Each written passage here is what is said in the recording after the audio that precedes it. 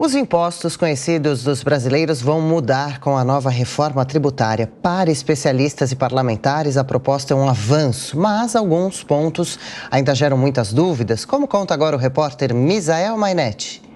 No caso do IPTU, o projeto prevê que as prefeituras possam atualizar a base de cálculo do imposto por meio de decreto, a partir de critérios gerais previstos em lei municipal. O texto indica que não haverá necessidade de que o eventual reajuste do IPTU passe pela aprovação do Poder Legislativo local. O advogado tributarista Davi Andrade Silva diz que isso pode ser ruim para os contribuintes. O que eles estão querendo agora na reforma? Que esse valor venal possa ser alterado também por decreto do Executivo Municipal.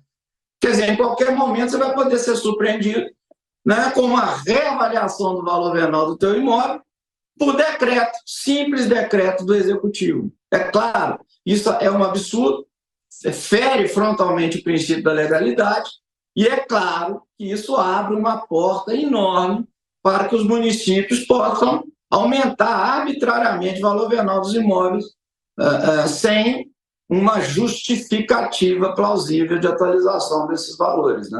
Entre as mudanças relacionadas ao IPVA estão a cobrança de impostos de bens que atualmente não são taxados, entre eles jatos, iates e lanchas. Além disso, há a possibilidade de instituir um imposto progressivo, com base no impacto ambiental do veículo.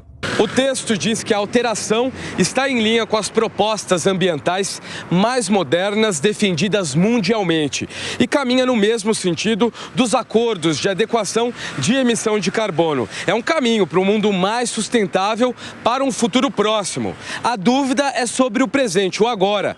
Como é que fica o imposto em relação aos veículos movidos a combustível? O advogado Davi Andrade Silva diz que muitos pontos da reforma ainda precisam ser esclarecidos.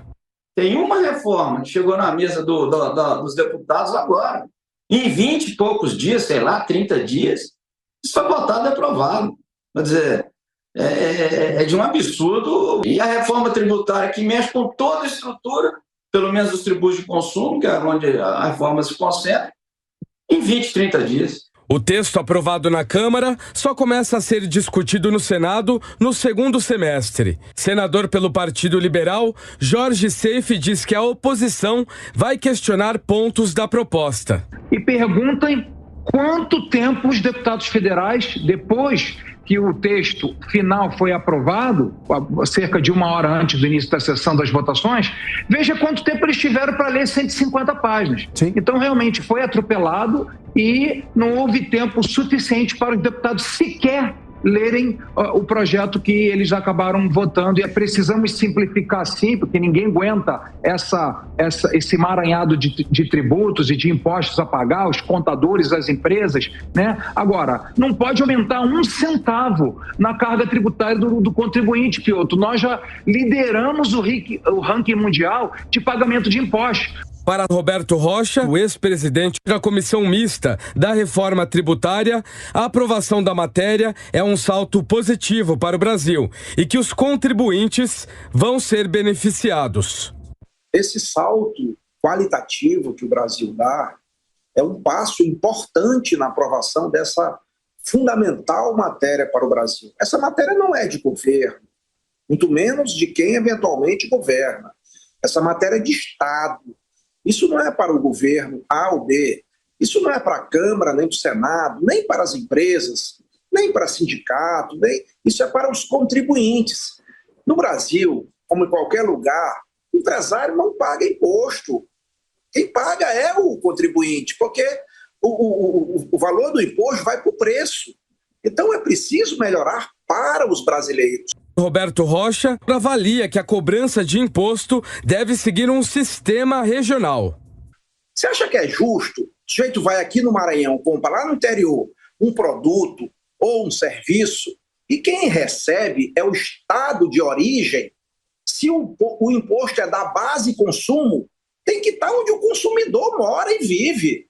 Porque isso gera cidadania fiscal. A pessoa sabe que lá naquele lugar que ele está adquirindo o bem ou o serviço, é que vai entrar o imposto que ele paga.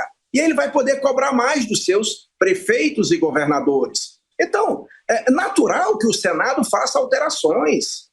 Onde começa um projeto numa casa, a outra altera, é assim mesmo. Apoiado pelo governo, o texto foi aprovado em 2 turnos na Câmara e contou com votos do PL de Jair Bolsonaro. O presidente Lula agradeceu nesta sexta-feira, em encontro no Palácio da Alvorada, o empenho do presidente da Câmara, Arthur Lira, e dos líderes partidários da casa pelo resultado da votação.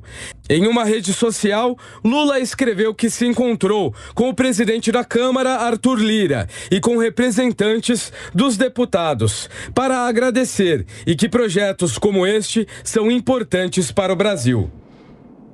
Comentando com a gente as principais notícias deste sábado, bem-vindo Diogo Schelp. Diogo, estão abertas agora as longas discussões, mas foi bom ter aprovado a reforma que não vai mesmo agradar a todos completamente, jamais?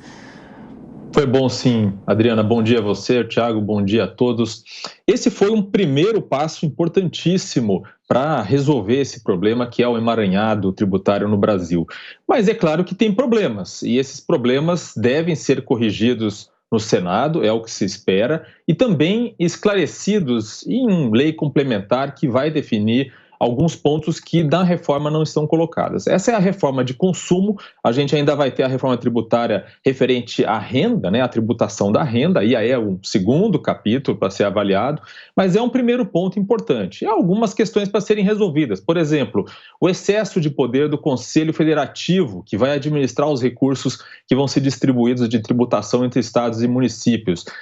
Também há exceções demais, né, isenções que foram colocadas ali às pressas de última hora por pressão de grupos de interesse, e isso acaba fazendo que haja um risco de que a alíquota geral, né, aquela que vai ser instalada para todos, né, acabe se tornando mais alta para compensar a perda arrecadatória dessas exceções. Enfim, há diversos pontos que precisam ser resolvidos no Senado, e é uma discussão que precisa ser feita com muita seriedade, porque a gente já viu em momentos anteriores, por exemplo, na discussão do arcabouço fiscal, né, o Senado aumentando as exceções e não reduzindo, né, e agora o arcabouço fiscal está na Câmara. Mas é um primeiro passo importante, é uma vitória para o país e é algo que vai levar muito tempo ainda para ser modificado. A transição leva até 2033, temos aí 10 anos de transição para que o novo sistema tributário esteja completamente implantado. Agora, Schelp, os jornais também vêm se debruçando sobre o texto da reforma tributária, o texto que foi aprovado, e hoje aqui na capa da Folha tem a seguinte manchete: reforma tributária abre brechas para estados criarem um novo tributo. A Câmara concluiu a aprovação, os estados podem passar a cobrar contribuições sobre itens primários e semi-elaborados para financiar fundos sociais. É saber realmente quais são as brechas para essa criação de novos impostos, e isso é preciso se debater e muitas vezes combater, não é? Exato, são emendas ali que foram colocadas de última hora, não é, Thiago? E que vão ter que ser analisadas no Senado, porque elas realmente abrem possibilidades para problemas futuros.